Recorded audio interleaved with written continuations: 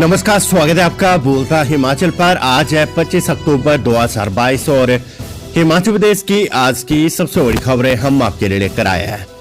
हमेशा की तरह आप इस वीडियो को लाइक कर दीजिएगा। चैनल पर नहीं जुड़े चैनल को आप सब्सक्राइब जरूर करें। पेश है आज की सबसे बड़ी खबरें।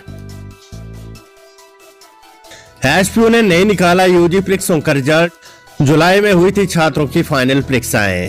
प्रदेश के कॉलेजों में यूजी के हजारों छात्र जो काफी समय से परीक्षा परिणाम का इंतजार कर रहे हैं, लेकिन अभी तक उनका रिजल्ट घोषित नहीं हो पाया है। छात्रों की ये परीक्षाएं जुलाई माह में हुई थी और दावा किया जा रहा था कि 15 अक्टूबर तक हर हाल में परीक्षा का परिणाम घोषित कर दिया जाएगा, लेकिन ऐसा नहीं हुआ है। एचपीयू में एनुअल सिस्टम के तहत इस बार एचपीयू ने परीक्षाएं करवाई थी। इसमें 50,000 छात्र बीए फर्स्ट ईयर के, जबकि 45,000 छात्र बीए सेकंड ईयर के है। जुलाई माह में इन छात्रों की परीक्षाएं हुई थी और अब ये छात्र परीक्षा परिणाम का इंतजार कर रहे हैं। परीक्षा परिणाम समय पर निकले, इसके लिए एचपीयू ने ईआरपी सिस्टम भी लगाया था, लेकिन उसके बाद भी समय पर परिणाम घोषित नहीं किया जा सका। आपको बता दें, हिमाचल प्रदेश यूनिवर्सिटी के 300 से अधिक कर्मचारियों की गैर शिक्षकों की ड्यूटी चुनाव में लगा दी गई और अब जो रिजल्ट का इंतजार है वो आपको कुछ समय और करना पड़ेगा। विधानसभा चुनाव, प्रियंका गांधी 31 को कुल्लू में रोड शो, मंडी में करेगी जनसभा। कांग्रेस की राष्ट्रीय महासचिव प्रियंका गांधी 31 अक्टूबर को सुबह कुल्लू में रोड शो और दोपहर बाद मंडी में चुनावी जनसभा करेगी। प्रियंका की प्रदेश भर में 8 रैली कराने की तैयारी है। पार्टी के नए राष्ट्रीय अध्यक्ष मल्लिकार्जुन खड़गे भी चुनाव प्रचार के लिए हिमाचल आएंगे।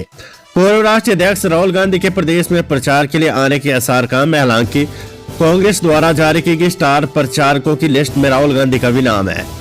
विधानसभा चुनाव के लिए कांग्रेस का घोषणा पत्र भी तैयार है। घोषणा पत्र में बीते दिनों जारी की गई 10 गारंटियों के अलावा समाज के सभी वर्गों से संबंधित मामले शामिल किए गए हैं। किसी राष्ट्रीय नेता के माध्यम से ही घोषणा पत्र को जारी करने की योजना बनाई गई है। प्रतिभा सिंह बोली, हिमाचल में कांग्रेस को वीरभद्र की विरासत पर भरोसा, बनाएंगे सरकार। हिमाचल प्रदेश में कांग्रेस पूर्व मुख्यमंत्री दिवंगत वीरभद्र सिंह की विरासत पर भरोसा कर रही है। प्रदेश कांग्रेस अध्यक्ष और दिवंगत वीरभद्र सिंह की पत्नी प्रतिभा सिंह ने कहा कि प्रदेश की जनता अभियान में वीरभद्र की तस्वीर देखना चाहती है और कांग्रेस पार्टी को सत्ता में वापस लाना चाहती है।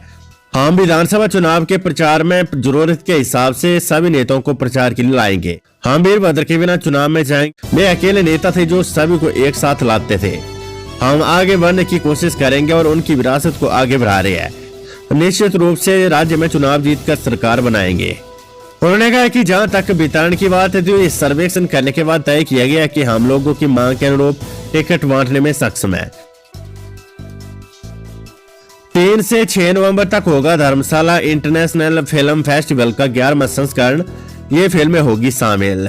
महामारी से 2 साल तक ऑनलाइन रहने के बाद धर्मशाला इंटरनेशनल फिल्म फेस्टिवल DIFF का 11वां संस्करण एक भौतिक संस्करण के साथ साथ वापस आ गया है, जिसमें भारत और आसपास की नवीनतम और बेहतरीन फिल्मों को दिखाया गया है।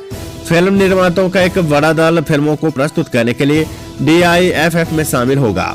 कार्यक्रम में मास्टर क्लास और कार्यशालाएं भी शामिल है। ये महोत्सव 3 नवंबर से 6 नवंबर तक तिब्बती institute of performing arts TIPA McLeodganj Dharamshala में होगा। विदेशिक ऋतु सरी ने कहा है कि 2 साल बाद हमारे पास चयन करने के लिए भारत और दुनिया भर से अद्भुत नई फिल्मों की भरमार है। हमारी चयन टीम के लिए ये वास्तव में एक कठिन चुनौती रही है।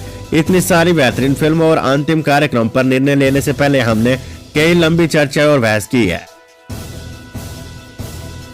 हिमाचल प्रदेश विधानसभा चुनाव के लिए 52 वोटर्स के लिए बना दुनिया का सबसे ऊंचा पोलिंग बूथ।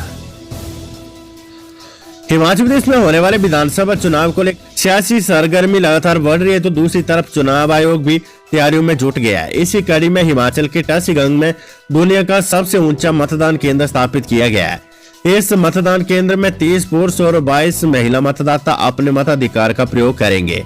इसके अतिरिक्त लाहौल के जिस्पा और स्पीति के क्योलिंग मतदान केंद्र को पूर्ण रूप से महिला कर्मचारियों द्वारा संचालित मतदान केंद्र बनाया गया है। लाहौल स्पीति के 92 में से 5 मतदान केंद्र संवेदनशील और 1 मतदान केंद्र अति संवेदनशील श्रेणी में रखा गया है। इस पूरे मतदान को सफलतापूर्वक अंजाम देने के लिए 368 कर्मचारी तैनात किए जा रहे हैं। साथ ही 160 कर्मचारियों को रिजर्व रखा गया है। लाहौल स्पीति में अन्य विधानसभा क्षेत्र की भांति विधानसभा चुनाव की सरगर्मियां बढ़ गई है। जहां एक और नामांकन की प्रक्रिया अपने अंतिम चरण पर पहुंच गई है, तो वही राजनीतिक पार्टियों ने अपने प्रचार अभियान तेज कर दिए है। हिमाचल प्रदेश में बसपा ने की 34 प्रत्याशियों की घोषणा, सभी 68 सीटों पर लड़ेगी चुनाव। हिमाचल प्रदेश में होने वाले विधानसभा चुनाव में बहुजन समाजवादी पार्टी भी अपनी किस्मत आजमाने आ रही है। बीएसपी सभी 68 सीटों पर अपने प्रत्याशी उतारेगी। अब तक 34 उम्मीदवारों की सूची बसपा की तरफ से जारी की गई है। इन चुनावों में सफलता हासिल करने के लिए बीएसपी सुप्रीमो मायावती को चुनाव प्रचार में उतारने की तैयारी चल रही है। मायावती की रैली को लेकर पार्टी के भीतर विचार मंथन किया जा रहा है।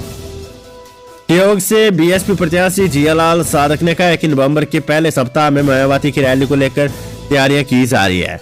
उन्होंने कहा कि शिमला संसदीय क्षेत्र में पहली रैली करवाने पर विचार किया जा रहा है। हंसराज दीवान की भाजपा में वापसी, जसपा परागपुर से आपको लगा झटका, भाजपा प्रदेश सचिव विनोद ठाकुर ने दिलाई सदस्यता। हिमाचल के उन स्थित चिंतपूर्णी से कुछ दूर स्थित बगली के एक निजी होटल में दिवाली के दिन आम आदमी पार्टी के जसपा परागपुर ब्लॉक प्रधान हंसराज दीवान ने भाजपा का दामन थाम लिया है। भाजपा प्रदेश सचिव विनोद ठाकुर ने भाजपा की सदस्यता दिलाई है। इस मौके पर हंसराज दीवान ने आम आदमी पार्टी को घेरते हुए कहा कि आपका हिमाचल में कोई जनाधार नहीं है। इसके अलावा उन्होंने कहा कि मंत्री विक्रम ठाकुर से नाराजगी थी जो अब दूर हो गई है। वे भाजपा के सिपाही थे, अब आने वाले विधानसभा चुनावों में फिर से मंत्री विक्रम ठाकुर के लिए काम करेंगे और भाजपा को जसपा परागपुर से जीत दिलाएंगे। बताते चले कि हंसराज दीवान भाजपा के पूर्व मंडल अध्यक्ष रहे हैं। 2012 के विधानसभा चुनावों में इन्होंने विक्रम ठाकुर को जिताने में अहम भूमिका निभाई थी। फतेहपुर में इस बार भी भाजपा के बागी बिगाड़ेंगे भाजपा का खेल। हमेशा से हॉट सीट माने जाने वाली फतेहपुर सीट इस बार सबसे ज्यादा हॉट सीट मानी जा रही है। बीजेपी ने वन मंत्री राकेश पठानिया को यहां से टिकट देकर मैदान में उतारा, लेकिन भाजपा से निष्कासित एवं पूर्व सांसद और मंत्री डॉक्टर राजन सुशांत और पूर्व सांसद और बीजेपी प्रदेश उपाध्यक्ष कृपाल परमार भी चुनाव में कूद पड़े हैं, जिन्होंने भाजपा प्रत्याशी राकेश पठानिया की मुश्किलें बढ़ा दी है। यही कारण है कि यहाँ पर चुनावी गर्मी बढ़ने से भाजपा को पसीने आना शुरू हो गया है। इस बार फतेहपुर में मुकाबला चौतरफा होगा। फतेहपुर में कांग्रेस से भवानी पठानिया, भाजपा से राकेश पठानिया, आम आदमी पार्टी से डॉक्टर राजन सुशांत और निर्दलीय कृपाल परमार मैदान में है। इस सीट पर अभी तक इतिहास रहा है कि यहाँ भाजपा के बागियों ने भाजपा का खेल बिगाड़ा है। पिछले 13 वर्षों से यहाँ कांग्रेस जीती आई है। एचआरटीसी के चालक ने महिला के साथ किया दुराचार, पीड़िता हुई गर्भवती।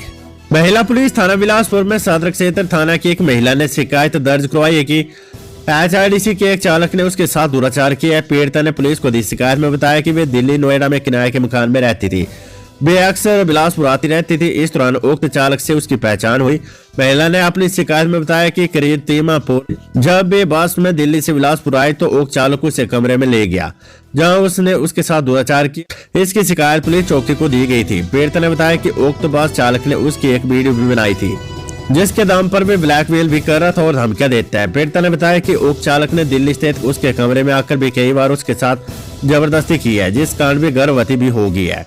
डीएसपी मुख्यालय राजकुमार ने बताया कि पुलिस ने आरोपी के खिलाफ मामला दर्ज कर लिया और छानबीन शुरू कर दी है।